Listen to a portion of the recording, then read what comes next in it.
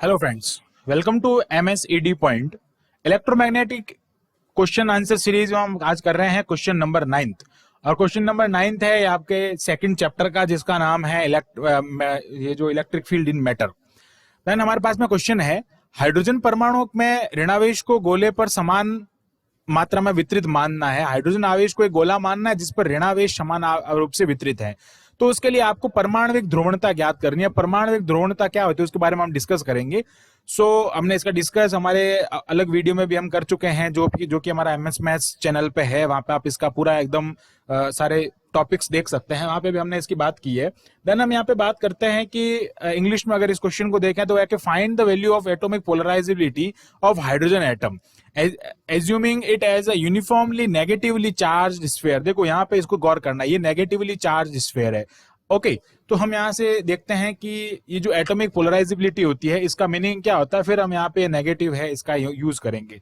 Basically हमें जो topic पढ़ते हैं पोलराइजेबिलिटी का, उसमें हम जानते हैं कि जो पोलराइजेबिलिटी होती है, जो डाइपोल मोमेंट होता है पोलराइजेबिलिटी में, जो डाइपोल मोमेंट की अगर हम बात करते हैं, वो डाइपोल मोमेंट उतना ज्यादा होगा जितना आप उतना उसको इलेक्ट्रिक फील्ड देंगे।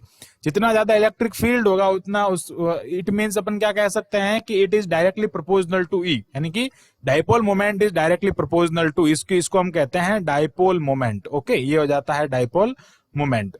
अब ई जो है हम उसको इलेक्ट्रिक फील्ड दे रहे हैं। अब हम यहां से अगर ये प्रोपोर्शनलिटी का साइन अगर हटाते हैं तो यहां से एक कांस्टेंट आता है अल्फा। इस अल्फा को हम कहते हैं atomic polarisability. Atomic polarisability, okay, ये हो जाता है इसके लिए एटॉमिक पोलराइजेबिलिटी। अब हम इसकी बात कर लेते हैं कि एटॉमिक पोलराइजेबिलिटी जो है वो हम कैसे फाइंड करेंगे यहाँ पे। अगर मैं यहाँ पे लिखता हूं अल्फा, हमको यहाँ से फाइंड करना है, इसके लिए अपने को P चाहिएगा, E चाहिएगा। ओके, यहाँ पे हम जो E है इनसाइड की बात करेंगे, बिकॉज अगर मैं देखता हूं कि पोलराइजेबिलिटी हमको फाइंड करना है तो उसके ध्रुवण के कारण बाहर का क्षेत्र तो हम नहीं लेंगे, हम अंदर का जो विद्युत क्षेत्र है, अंदर का जो इलेक्ट्रिक फील्ड है उसका यूज करेंगे। बेसिकली ये ई इन हो जाएगा यहाँ पे। हमको इनकी वैल्यूज फाइंड करनी है। तो अगर हम बात करते हैं कि स्फीयर के अंदर का जो क्षेत्रफल होता, जो क्षेत्र होता है, जो इलेक्ट्रिक फील्ड होता है, inside the sphere electric field is P/3 epsilon not minus में होता है। अगर मैं बात करूं कि electric field inside the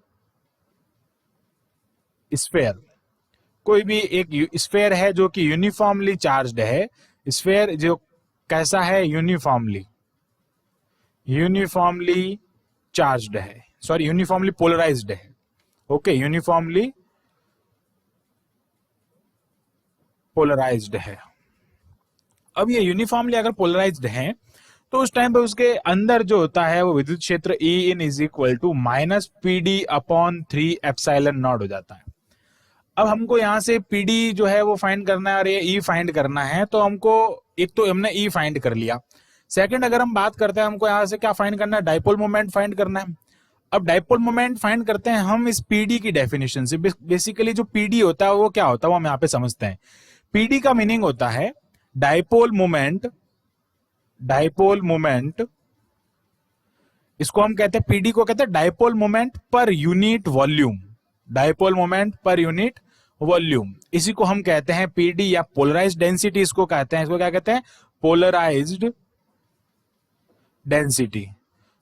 density, या फिर इसको हम कहते हैं dipole moment per unit volume. It means क्या हो जाएगा, इसकी डेफिनेशन से हम बात करते हैं तो क्या हो जाएगा, PD is equal to P/V।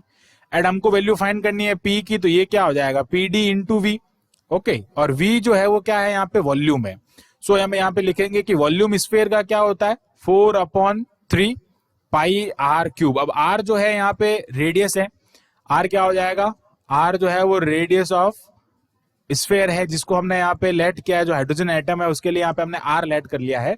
ये हो जाएगी इसकी रेडियस, और यहाँ से हमारे पास में P की वैल्यू भी आ जाती है। अब इस P की और E की वैल्यू को क्या करना है, equation number 2 and equation number 3 से वैल्यू आपको कहाँ पुट करनी है, इस इक्वेशन नंबर 1 में। हम यहाँ पे जब वैल्यू पुट करते हैं, यहाँ पे अपने पास में अल्फा की वैल्यू क्या मिलती है, देखो P हमको ऊपर रखना है तो ये हो जाएगा PD/4 पाई, ये जाएगा सॉरी 4/3 πr³ हो जाएगा। एंड ई की अगर हम बात करते हैं तो ई की वैल्यू हमने यहाँ से फाइंड की है माइनस। अब यहाँ पे देखें आप एक चीज, ये ई इन जो है वो यूनिफॉर्मली स्फीयर यहाँ पे जो है यहाँ पे पॉजिटिव चार्ज है इसमें। बट अगर मैं बात करूं कि ये यूनिफॉर्मली पोलराइज्ड है नेगेटिव चार्ज से, अकॉर्डिंग टू क्वेश्चन अगर मैं बात करता हूं तो अकॉर्डिंग टू क्वेश्चन ये किससे है, नेगेटिवली चार्ज्ड है। अब नेगेटिवली चार्ज्ड का मीनिंग क्या हो जाएगा यहाँ से कि ई इन जो होगा वो क्या हो गया, PD upon 3 epsilon not, because ये पहले से क्या है यहाँ पे नेगेटिव है और ऑलरेडी ये ऊपर से वापस ये नेगेटिव चार्ज हम कर रहे हैं तो इसलिए ये पॉजिटिव हो जाएगा। देन इसको हमने यहाँ पे लिख लिया पीडी अपॉन 3 एप्सिलॉन नॉट। सो यहाँ से ये पीडी से पीडी कैंसिल हो जाता है एंड ये हो जाएगा अल्फा इज इक्वल टू, इधर ये हम इसको थोड़ा और सिंप्लीफिकेशन करके लिखना चाहें तो ऐसे लिख सकते हैं, alpha is equal to PD upon ये हो गया 4/3 पाई आर क्यूब, एंड इसको हम क्या लिख सकते हैं 3 एप्सिलॉन नॉट अपॉन पीडी। अब अगर देखें यहाँ से ये कट हो रहा है, इसमें यहाँ से ये कट हो रहा है, देन अल्फा की वैल्यू क्या आ रही है यहाँ से 4 pi epsilon naught r cube. ये जो यहाँ से इसकी वैल्यू आती है ये वैल्यू है आपके एटॉमिक पोलराइजेबिलिटी, इसको हम क्या कहते हैं एटॉमिक पोलराइजेबिलिटी। ये हो जाएगा atomic polarizability for hydrogen atom.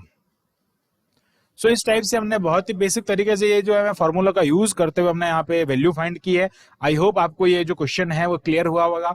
हम यहाँ पे इंपोर्टेंट क्वेश्चन की सीरीज में इंपोर्टेंट क्वेश्चंस को लाते रहते हैं जिसमें आप बीएससी के फर्स्ट ईयर में जो भी यहाँ पे आप देखते हैं कि जो टॉपिक्स है उन पे हर एक टॉपिक्स पे हम एक एक क्वेश्चन न्यूमेरिकल का ला रहे हैं। तो इसी तरह हमारे साथ में बने रहिएगा। So thanks for watching this video, keep watching MSED point and subscribe the channel MSED point.